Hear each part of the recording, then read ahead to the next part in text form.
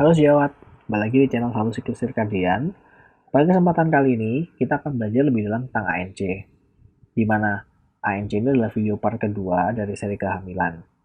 Untuk teman-teman yang ingin nonton part satunya tentang overview kehamilan, bisa dicek di kolom deskripsi ya.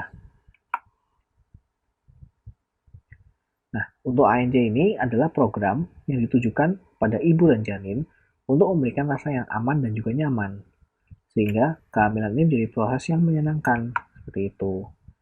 Nah, ANC ini kita bagi menjadi dua.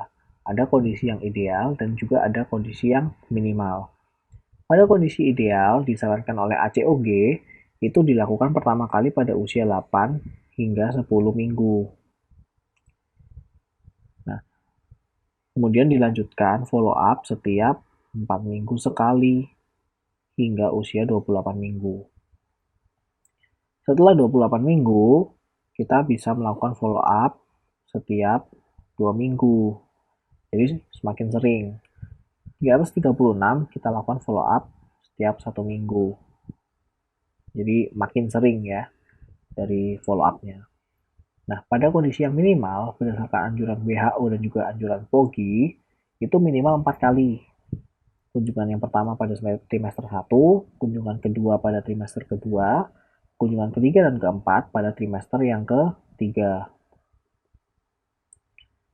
Nah, kita akan lebih dalam belajar tentang kondisi minimal, supaya kita mengetahui agenda apa yang perlu kita capai di waktu-waktu yang padat seperti itu.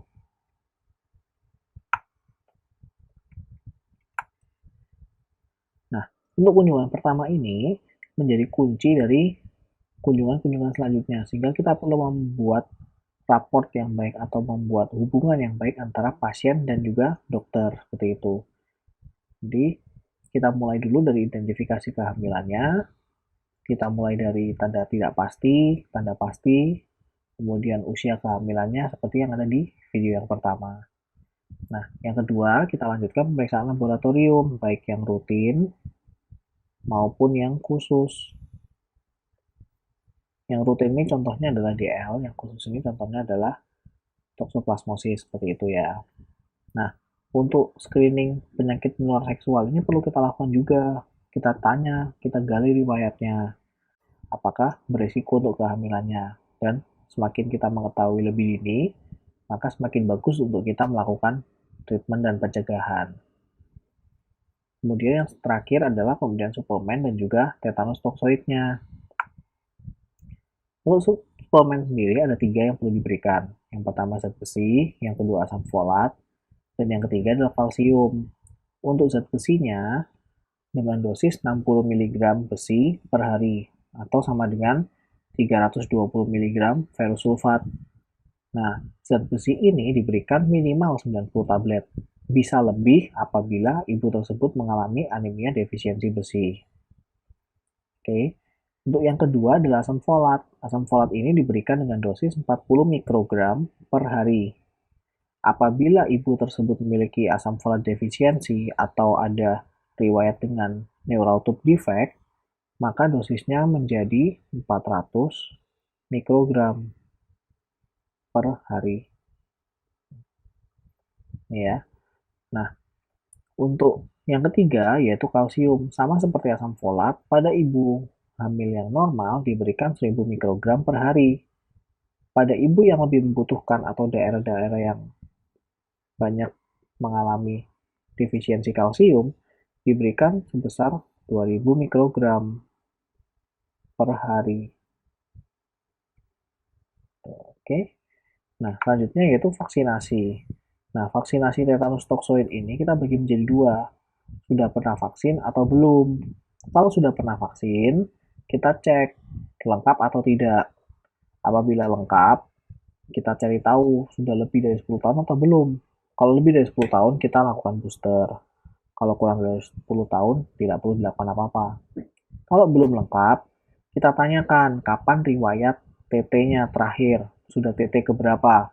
Apabila TT keempat, ya, apabila TT keempat, dan akan ada jadwal TT kelima, kita lihat apakah jadwal tersebut bersinggungan atau bersamaan dengan jadwal kunjungan dari ANC kita. Bila bersamaan kita bisa berikan langsung besar 0,5 mili secara IM pada lengan atas atau pada deltoid. Seperti itu. Oke, kalau tidak pernah sama sekali divaksin, maka kita lakukan saja pemberian sesuai dengan tabel. Ya. Nah, tentunya apabila sesuai dengan tabel, kita hanya bisa memberikan hingga 3 TT ini saja. Karena kan untuk TT keempatnya sudah mengalami persalinan seperti itu. Nah, untuk kunjungan yang kedua, yang perlu kita perhatikan adalah screening kelainan kongenital, kemudian kita cek gula darahnya, dan juga kita cek tekanan darahnya. Kita mengetahui dan kita memperkirakan apakah ada tanda-tanda dari DM gestasional maupun preeklamsia. Seperti itu. Nah, yang kedua yaitu adalah kita melanjutkan pemberian suplemen dan TT pada kunjungan pertama.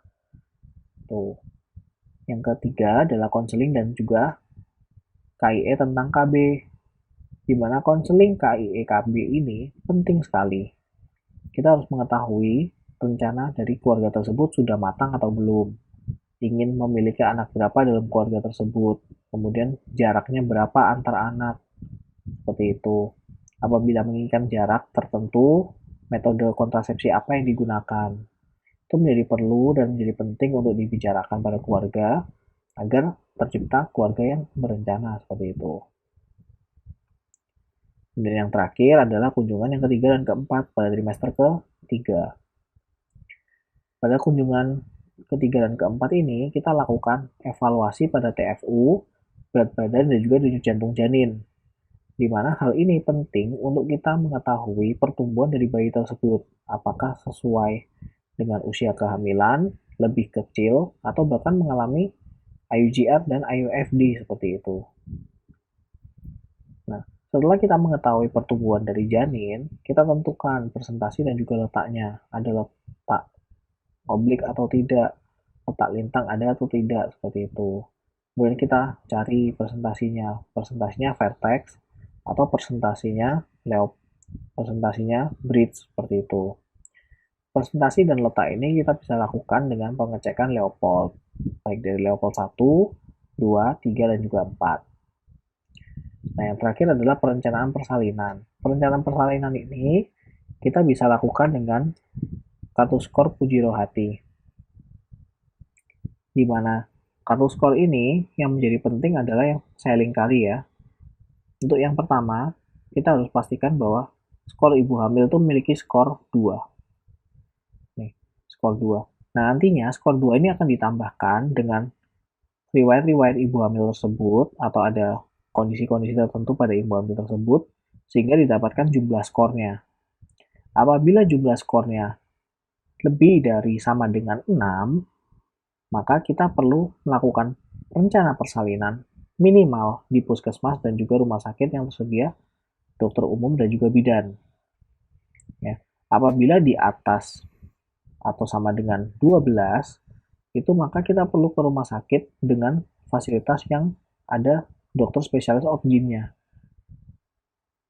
Seperti itu, karena resiko untuk operasinya cukup tinggi seperti itu. Oke, ini adalah kartu skornya yang bisa digunakan sebagai acuan untuk penentuan dan perencanaan persalinannya. Nah, ini adalah untuk key point-nya. Perlu untuk kita hafalkan 12T ini ya. Jadi, hafalkan saja 12T ini agar di tiap agenda kita tidak ada yang terlewatkan atau tidak ada yang miss seperti itu. Ini ada timbang berat badan, tinggi badan, tensi, TFU, tablet FE, TT, tes laboratorium, tentukan presentasi, tentukan jenyut, status gizi, tata laksana, dan temu bicara. Ini perlu dihafalkan ya. Memang ada agak maksa sih di dua hal ini tentukannya. Itu.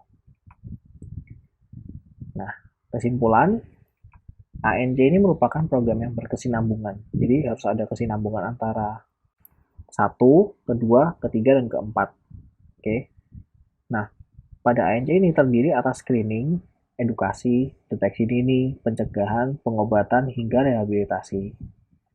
Agar tercipta bayi yang sehat dan ibu selamat, seperti itu. Baik, sekian video dari saya. Semoga apa yang saya sampaikan dapat bermanfaat sebagai pembelajaran maupun sebagai bahan review teman-teman sekalian. Untuk teman-teman yang ingin melakukan request materi-materi tertentu, bisa dituliskan langsung di kolom komentar. Sekian dari saya, terima kasih.